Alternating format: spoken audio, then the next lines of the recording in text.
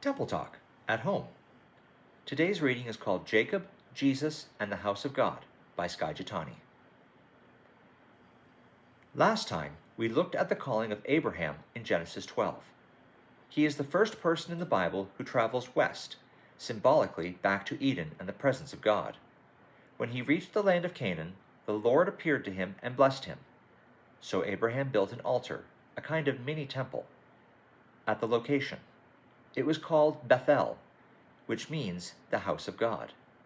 Before we leave Genesis, one more temple story is worth highlighting that also occurred at Bethel.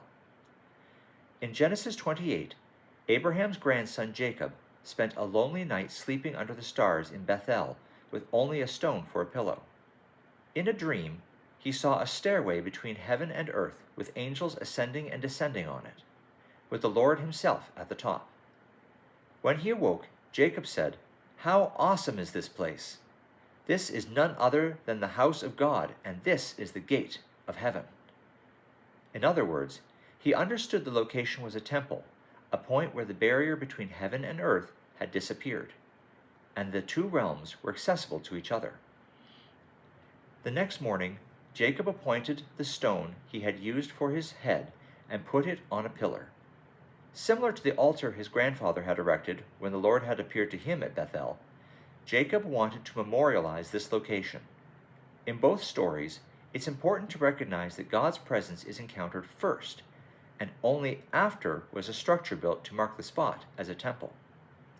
Unlike the story of Babel, where people tried to build a high place to bring the presence of God to them, both Abraham and Jacob recognize that God is the one who initiates such encounters. The Lord is in control, and he determines where and with whom he dwells, not us. The story of Jacob's encounter with God at Bethel is referenced by Jesus in John's Gospel and provides a preview of where our devotional series about temples is going. In John 1, when Nathanael first encountered Jesus, he was amazed by his power and immediately called Jesus his rabbi and the Son of God and the King of Israel. In response, Jesus assured Nathanael that he hadn't seen anything yet. "Truly, truly, I say to you, you will see heaven opened and the angels of God ascending and descending on the Son of Man."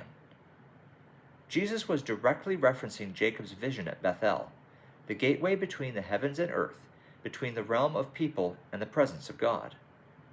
Nathanael correctly identified Jesus as Israel's true Messiah and King. But Jesus took things a step further by declaring he was also Israel's true temple.